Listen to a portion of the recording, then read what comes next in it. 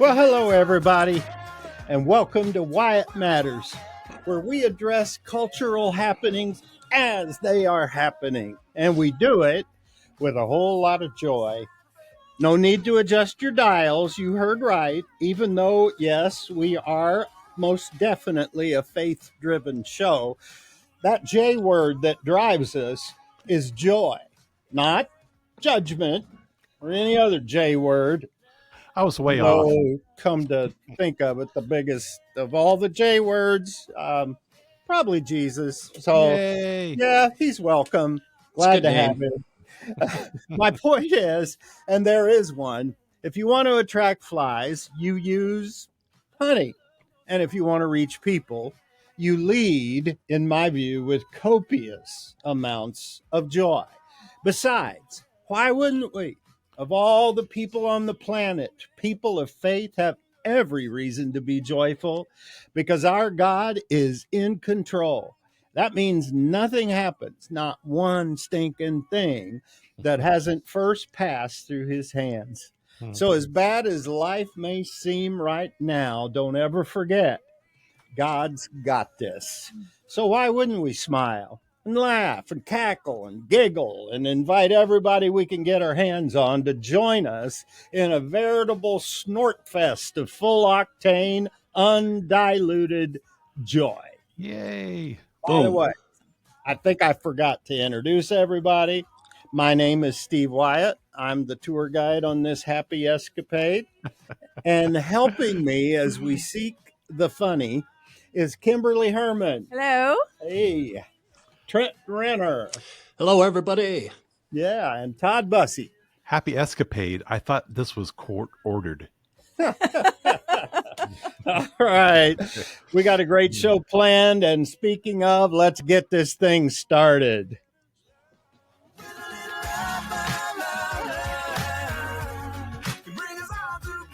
So I am about 32 days from hitting one of those humongously round birthdays.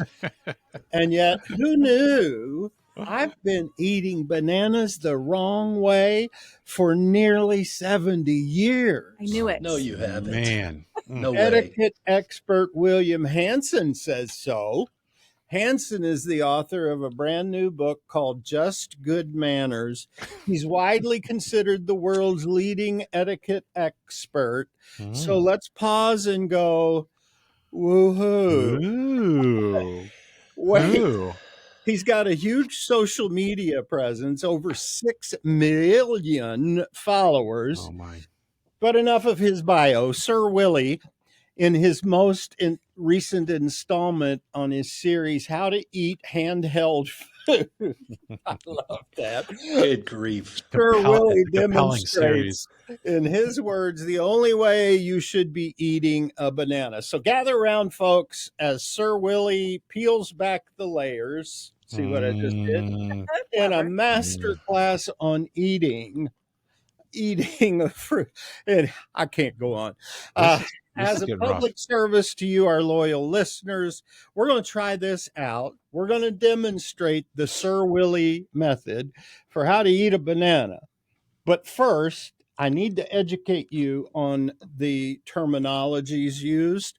When Sir Willie says banana, he really means banana. Okay? And when he says primate, he's basically calling you a bunch of monkeys. And when he says score it down the skin, he just means slice it sideways. Sideways or long ways? What's that? Sideways or long ways? Well, it's both. You have to Okay, follow I the don't- rules. Hit it, Jeremy. I don't want to mess this up. Now, we don't pick it up and peel it like a primate. Instead, we use a knife and fork. First, going from one end, cut it off. Then, cut off the other end, turning your knife on its side. Then, score down the skin, peel back, and eat like so. Okay, as I said, we are doing a public service. Everyone on the team today has a plate, a fork, and a knife. And unless you're a primate, Bussy, you might want a napkin as well. Well, looky what I brought. I brought a napkin. Focus your camera on your place setting, okay? Because we want to All watch. right. Here we go. And I don't want you jumping ahead, Renner, okay? You keep with the rest of us. I brought my knife. I did bring a napkin. Step number one, cut off one end of the banana and place it on the top left of your plate. In another one of his videos, he explains top left is where you put the food trash. Where's your banana? Okay. Where's your banana, Wyatt? We're moving on here. Step number two, cut off the other end. Okay, so I have a bunch of them. Like, this is the way they came from the store. Am I allowed to touch it with my hands, or do I have to cut it off of the whole? He didn't cover that. You follow your heart. Oh, jeez. If I follow my heart, we're up to you know where this step number is going. 3, Bussy. You're falling behind. Come on, try to keep You guys are so slow. Let's go. Well, there's a label on it, too. Am I supposed to peel for the skin by holding the banana with your fork. Now, you hold the fork upside down, by the way, unless you've got some big steak fork like Bussy. I don't get that. But then I'm not a primate. With your knife, all right? I refuse to use a fork. I am not British. You're not following the rules. I am not British. Do we cut off both I'm ends? the only one following the rules. I saw in yet another video, if you don't want to be a total caveman, you should also slice the other side of the banana. I'm all in. I'll at least do that. I'm going to place it on the upper left, too. That way you create a lid. You remove the top part, and you have your banana sitting in this nice God-given plate. Are you with me? Evidently not. None of you did that. You mean the other side of the banana? I'm working it, baby. Yeah, you have it where it's sitting on the skin. This feels but like that's surgery. okay. We can move on. I'm a peanut butter guy with banana. Banana. Okay, step number 4. You use your knife and fork and you cut off a small slice and you eat it. You put your utensils down and then you eat that bite. You don't use your fork. Chewing fully. No, you don't cut ahead, Render. Come on. I'm done with the British. You don't use the fork like when you cut it? I mean, when you put your mouth? Like such? Okay. So I failed. All of you failed. This is like no. Okay. Look at Kimberly. She has mashed that thing. I cut it in half.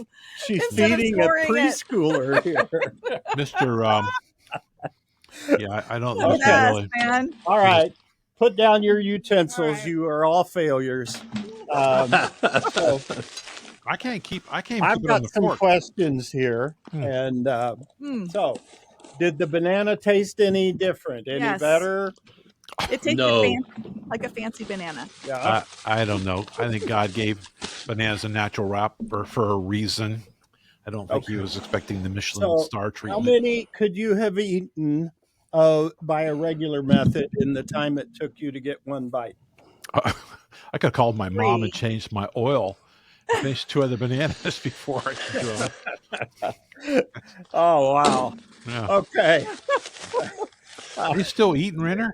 Steve, So, I have show. just realized why a bunch of farmers with pitchforks in 1776 were able to defeat the British. Absolutely. I'm with you on that one. I totally understand now. 100%. Okay.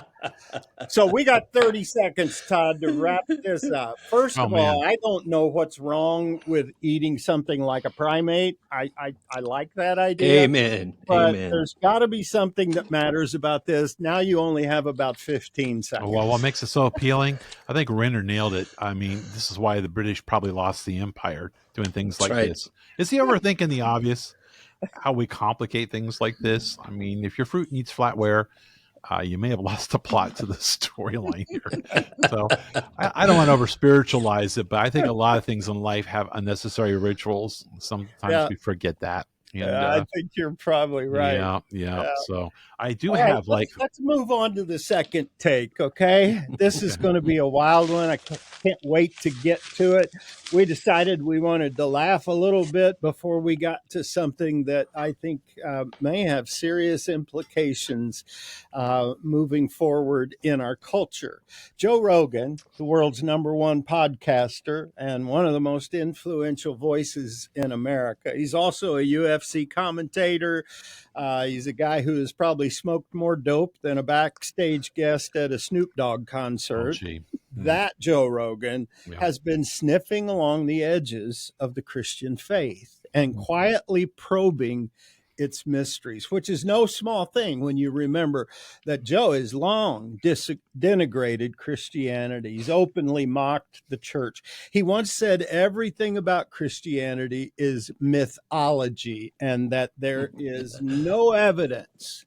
And that's why he finds religion to be such folly. He even called believing in Jesus, quote, total BS, and the church a structure for idiots. But in recent months, take a listen to what he has to say. Jeremy? Initially coming off extremely hostile towards the claims of the Bible and the idea of a resurrected Jesus. The whole thing's so stupid. Just stop and think how stupid that is. Understand, mother, because the New Testament is utter horse. But within the last several years, we've noticed a shift. Do you believe that? I don't know. But you said, but if you treat it that way, it's real. It's like the same feeling I have about God. Like if you live life like there's a God, if you live life like there's real morals and ethics to the universe, I feel like you can get a better result. Yeah, Joe's turnaround, which we'll get into after the break, likely began in January when Christian apologist Wesley Huff came on the podcast and had nearly a 3.5 conversation about why you can trust what the Bible says. We're going to deal with that when we come back because this is a huge story. Welcome back. As you heard in the previous clip, Joe was pretty vocal, to say the least, about his lack of faith. But something changed. A light went off in his head. And it was a little flicker. But sometimes when it comes to faith and what God can do, a little flicker is all that you need. Take a listen. Yes. And it's funny because people would be incredulous about the resurrection of Jesus Christ, but yet they're convinced that the entire universe was smaller than the head of a pin, and for no reason that anybody's adequately explained to me. Makes sense. Yeah. No. Instantaneously became everything. Yeah. Okay. I can't buy that. I'm sticking with Jesus on that one. Like, Jesus makes more sense. Wow. He's sticking with Jesus. This is Joe Rogan, a man who's living his best life ever, unparalleled influence, more riches than he could spend in 17 lifetimes. Joe has it all, can see it all, is able to do it all, and has done nearly all of it. And yet something's missing. And one conversation peeled back the layers of what a life is like when that life doesn't have God. Paralleling, I think, quite powerfully with King Solomon, who also had it all, who came to the end of his life deflated, depressed, and disillusioned. And I know that because Solomon said so. Listen to his one-word take on his life without God. Meaningless. He said it's utterly meaningless. Everything is meaningless. Now, do you have any idea why both Joe Rogan and King Solomon came to the same conclusion? One reason. It's because the Bible says God has set eternity in the hearts of men. And what that means is God has placed inside all of us a God-shaped hole. And nothing can fit inside that hole but God. Not riches, not pleasure, nothing. Only God. Nothing else, just God. And I really do hope that Joe manages to fill that hole. So I've got some questions for you guys about this story. Trent, if you had 10 minutes one-on-one with Joe Rogan, knowing that he's on this divide between skeptic and maybe believer, what would you say to him? Great question. I think my problem would be that Joe Rogan is renowned for marathon discussions, and if I've only got 10 minutes, I need to You're not even saying hello, are you? Yeah, I need to take some wisdom and think about how Jesus said there are times not to talk about him to others. He says, always be prepared to give a reason for the hope that you have when you are asked. So I have a question. Is Joe Rogan asking me? If he's not asking me, I'm going to be quiet, because I think too many Christians, we make mistakes in thinking the Bible tells us to go out into all the world and make converts, to close the door. That's not what Jesus says. He says, go into all the world and make disciples. And disciple means learner.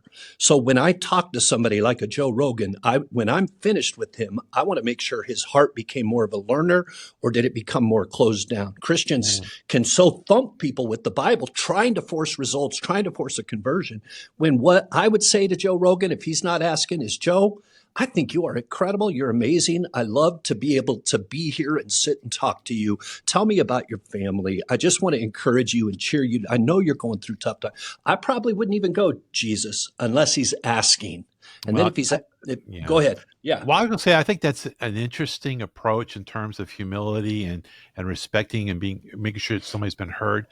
But we do have a role in help fill in the blanks for people, teaching them to obey all the things, as Matthew 28 says there. So I don't think we should expect that he has it all figured out just because he's got more friends than us, and more listeners. So I hope we become a friend that he would be willing to listen to.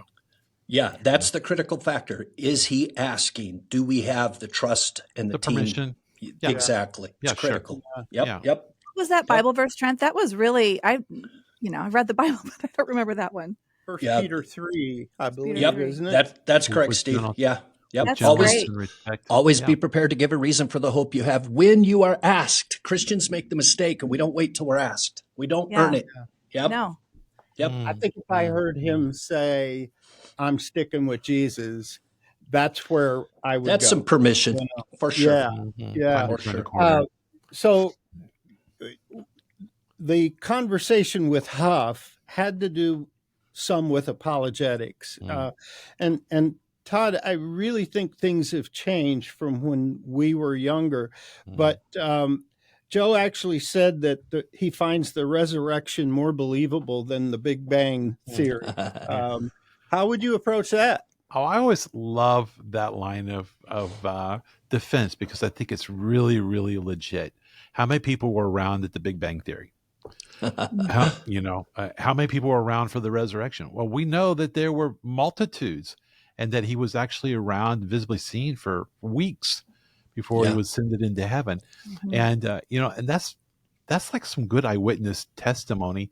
The fact that he brought that up put a really big smile on my face, especially I got a 17-year-old inquirer, and play that little clip there, and he's like, that's a great perspective on it. Yeah. There's actually secular sources. There's secular sources that talk about Jesus and his existence. Yeah. We get into that time where there's history that's being recorded and documented, whether it's been interpreted, Jesus is the Son of God. They are identifying these experiences as legit. Yeah. Kimberly, there are more than just a Joe Rogan that seem to be interested in spiritual things. It's as though something is stirring that we haven't seen stirring in a long time. Do you think, as some people believe, that a revival is on the way? I think you're going to have everybody's going to have an answer on that one, but it's so exciting. I have some research I did. Do we have enough time to go into the research? We got about a minute. Okay. All right, here we go. So do you guys know who Barna is, or what Barna is? Sure. Yes. Okay. Well, I did not know this. This is new to me. So Barna is the place to go to research to learn about research in faith and culture. So great. They have revealed a resurgence of interest in Christianity. So get this, 66% of all U.S. adults say they have made a personal commitment to Jesus that is still important in their life today. And it's especially important for the younger generations, like Gen Z, which is ages 13 to 28 years old. Mhm. And most importantly, among young men. Yeah, they're Yeah. starved. So They great. are starved, and they're finally Yeah. getting a And when taste you of something consider all the campus baptism services, real. continuous days of worship, the decline in church attendance has actually slowed down. I pray that it's true. It's I don't exciting think we times. know, but it's not up to us to know. Nope. All right, we'll be right back. Someone asked Michelangelo how he could take a mere rock, just a slab of granite, and with hammer and chisel sculpt it into a beautiful angel. Instead of launching into some mind-numbing lecture on technique or being arrogant or condescending, Michelangelo just shrugged and said, "I saw the angel in the marble and kept carving until I set him free." It's beautiful. Now, if you're an artist, you get that. But if you lean more toward objective sciences, you probably found that explanation downright absurd. And it's because artists and scientists see things through different lenses. Artistry is abstract, but you can't put abstract in a spreadsheet. Artistry is subjective. Science is objective. Artistry thrives in the messy world of things that can't be easily pinned down, while scientists are focused on hard, cold data. Then there's this. Did you know, of course you knew, there are 26 letters in the alphabet. That means every word in the English language is just a variation on those 26 letters. In the hands of Shakespeare, those letters became the Merchant of Venice. From Dr. Seuss, they produced green eggs and ham. How is that even possible? I can't explain it. Did you know also there are only 10 basic numbers in math? That means those numbers, 10, in my hands, can overdraft a checking account. In Elon Musk's hands, they can catch the Falcon 9 with the outstretched arms of a Starbase launch tower. Same in music. There are only 12 notes on the chromatic scale, meaning the same 12 notes Beethoven used to write symphonies, Pinkfong used to write Baby Shark. Oh, don't get that back in my head. Oh, now it's stuck in my head. No. Oh, no. One more. There are only 3 primary colors. Yet that gifted trio can blend into so many shades. It can become Da Vinci's The Last Supper. But in my hands, I am such a bad artist, I can't even draw flies. Here's what I'm trying to say. Unsuccessfully so, probably. Trying to explain what I just said is like trying to describe a sneeze to someone who's never experienced a sneeze. All I can do is make comparisons. See, what happens is your mouth opens and there's this sucking sound and the rushing mighty. It's like trying to describe green to a child who doesn't understand colors. The dictionary is no help. Webster says green is a color whose hue is on the spectrum between blue and yellow, prompting, what's yellow? Not all you can do is grab a bell pepper or a blade of grass or a dollar bill and just point to it and say, green. This is green. This paper, it's green. This grass, it's green. Michelangelo was right. Trying to explain the abstract is impossible. So keep it simple. Talk about releasing angels from rocks. That works. Which brings me to the point of all that madness. Trying to explain the gospel by using just words, it's impossible. Because try as we may, you cannot describe the indescribable. And yet that's what the Apostle Paul and every other New Testament writer was trying to do. So after utilizing all 26 letters in his quest to describe the gospel so that people would get the gospel, Paul even realized it wasn't happening. So what did he do instead? He prayed. Mhm. He Yeah. just prayed. He said, I pray that out of God's glorious riches, that means everything that is at his disposal, I pray that he will strengthen you with power through his spirit in your inner being. So that's what Paul's after. He wants people to get that. Now, these people were Christians, so didn't they already have that? Yes, they had it, but they still didn't get it, at least not in their inner being. Like a scientist, they had all the required information, but it hadn't traveled to the control center, which is their heart.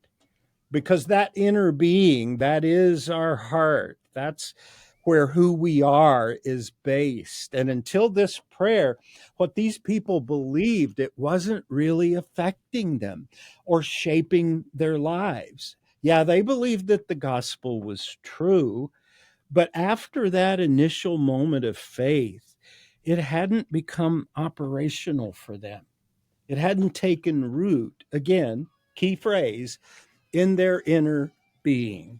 They loved the implications of the gospel, that they were fully loved by God, that all of their sins had been covered. That part of the gospel, they were all in, but it hadn't changed how they lived.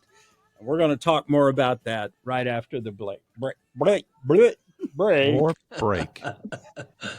Break. Welcome back to Wyatt Matters. You know, these people that Paul is writing to, they were believers, but the gospel hadn't truly impacted them at the deepest levels.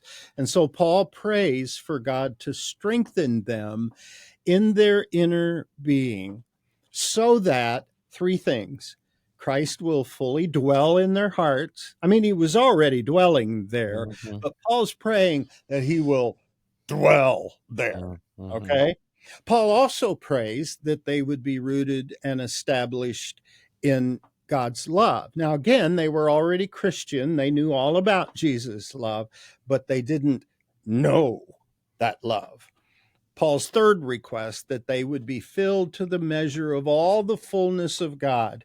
Again, they had fullness, but they didn't yet have the fullness. The fullness. So if you are fully confused right now, then I've done my job, or at least half my job. See, while it's true that these believers had these things, they weren't getting what they had. So at one level, yes, they had the gospel, but at a deeper level, they hadn't truly experienced the gospel. And you know that is possible.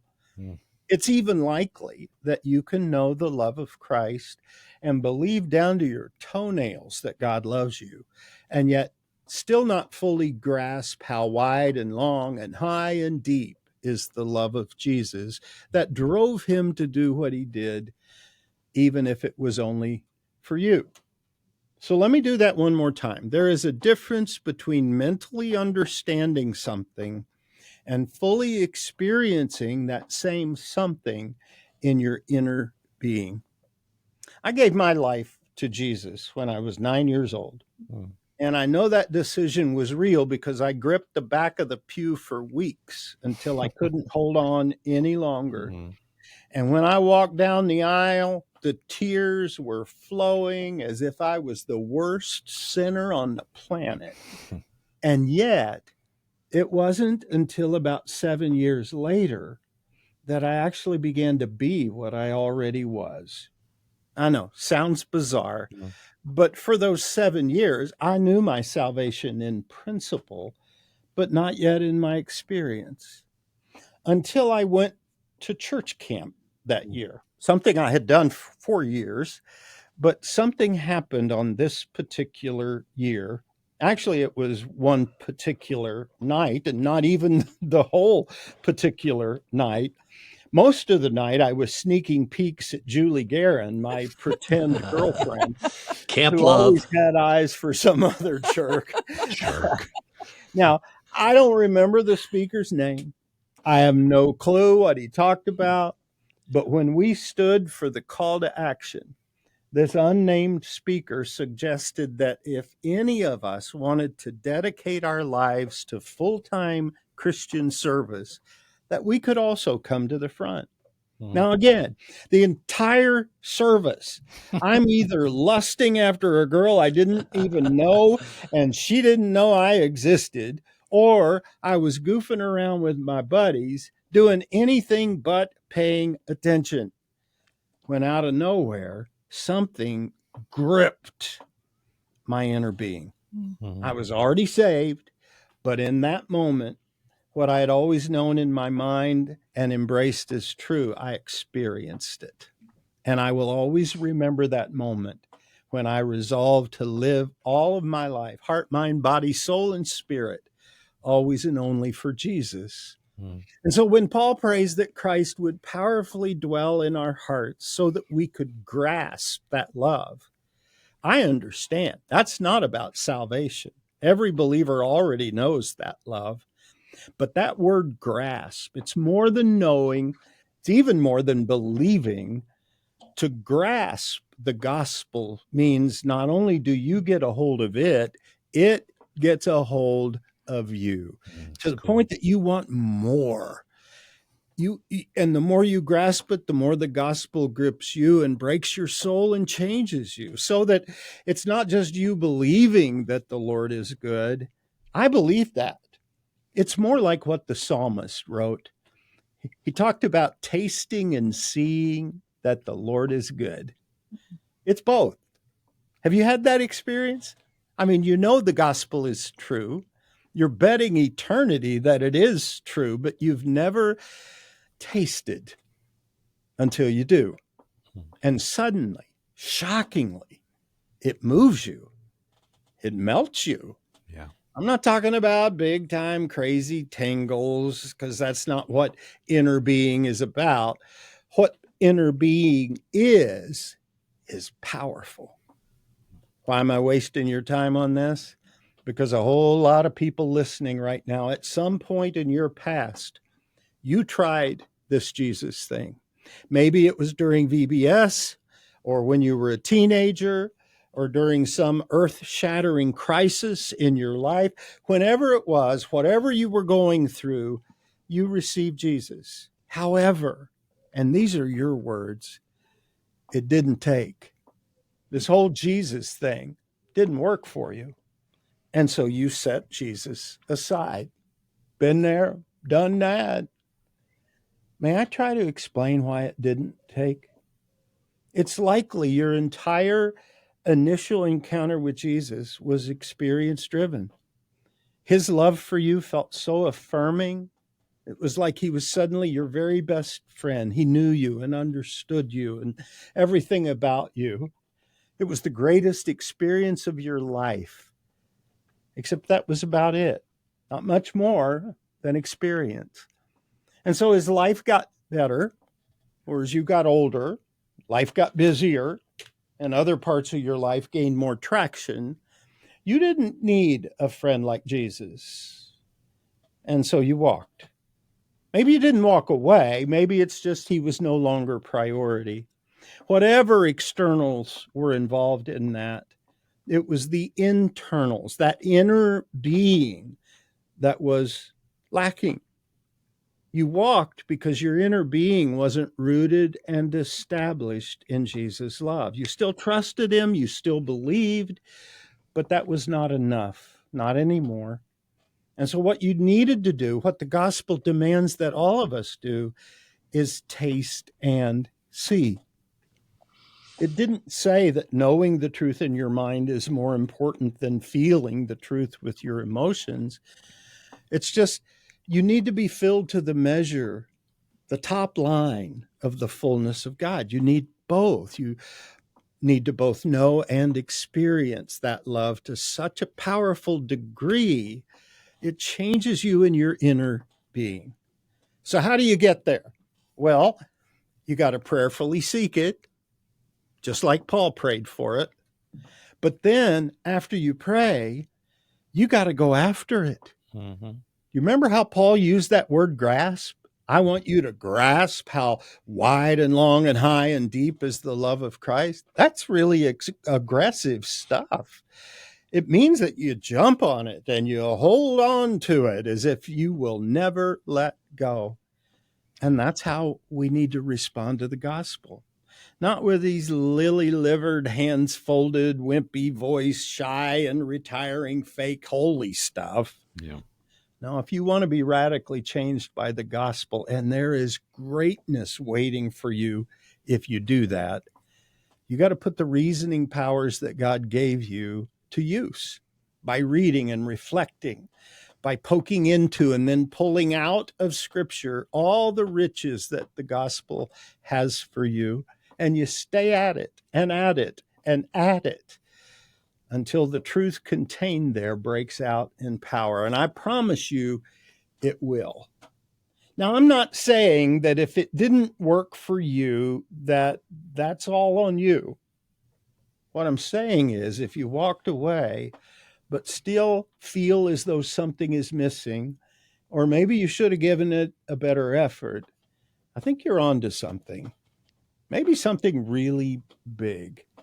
Listen, there is a longing in every human heart to live a life for God and with God. And God has promised all the resources you need to live the best life that you could ever hope to live.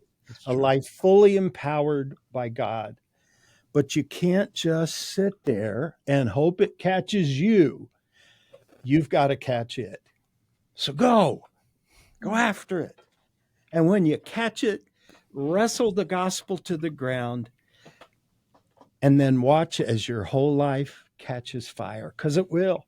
I promise you, it really will. I'm going to just jump in because I love what you said, and I love how you explain that we have to go after God. So I've had one of those moments too, where when I came back as an adult, I came back to Christ.